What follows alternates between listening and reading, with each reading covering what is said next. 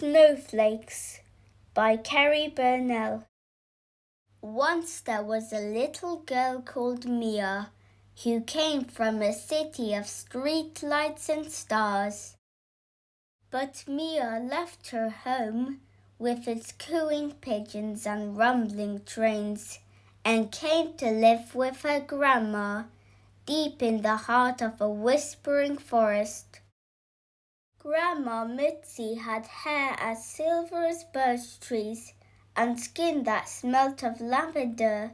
Her voice was as warm as sunshine, but Mia hardly knew her. "This is your new room and all the toys are for you," said Grandma Mitzi. Mia looked around but didn't touch anything. She wasn't used to the quiet wooden house or the whispers of the forest. "And this is Lucky," smiled Grandma Mitzi. Mia gazed into Lucky's big brown eyes. She had never had a pet before. "Shall we take Lucky for a walk in the forest?" asked Grandma Mitzi. Mia shrugged. She had only heard of forests in storybooks. Grandma Mitzi gently wrapped Mia in a red winter coat and covered her ears with a woolen bobble hat. It was Mia's first ever coat. It looked lovely, but it felt ever so heavy. "This is the garden and these are our hens," beamed Grandma Mitzi. "Would you like to feed them?" Mia shook her head. She had never fed a hen before. "And this is the forest," said Grandma Mitzi as they tramped past enormous trees. Mia felt frightened of the strange silvery shadows. Then suddenly, she saw something twinkling like a star. It fluttered through the air and landed on her nose. "It's cold," she gasped. "It's snow," laughed Grandma Mitzi. "Snow," breathed Mia, and she chased the twirling flakes all the way to the village school. "You'll be coming here next term," said Grandma Mitzi softly. Mia stared at the children, as pale as snow, so different from the children in the city. A girl in a blue coat looked up and waved. Mia's heart gave a little skip. Perhaps this girl would be my friend, she thought.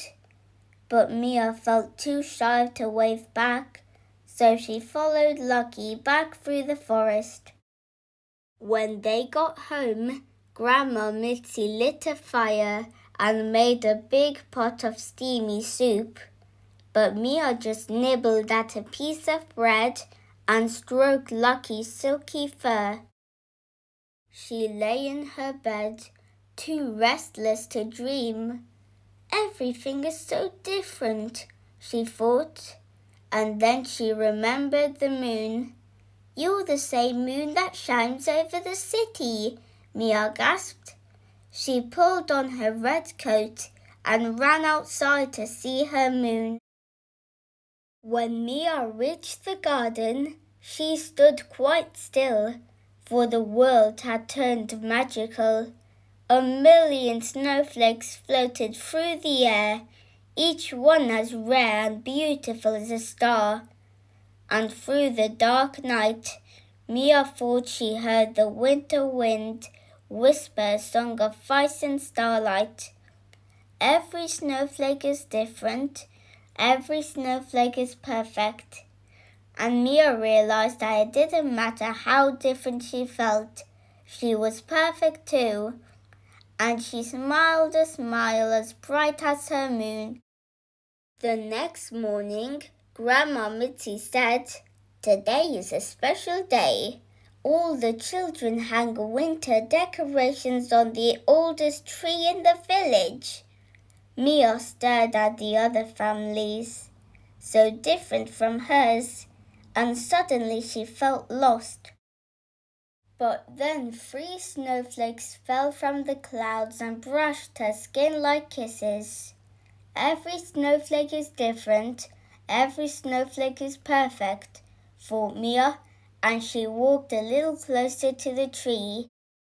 My name is Ava, said the girl in the blue coat. What's your name and where do you come from? My name is Mia and I came with the snow, said Mia, as she hung a red heart on a branch of the tree. Do you want to come sledging? Asked Ava, and she took Mia's hand and they ran through the snow together. I've never been on a sledge before, Mia gasped. Hold on tight, cried Ava as they raced down the snowy hill. Mia's red winter coat didn't feel heavy, and the forest didn't seem strange at all. Mia had the most wonderful time ever.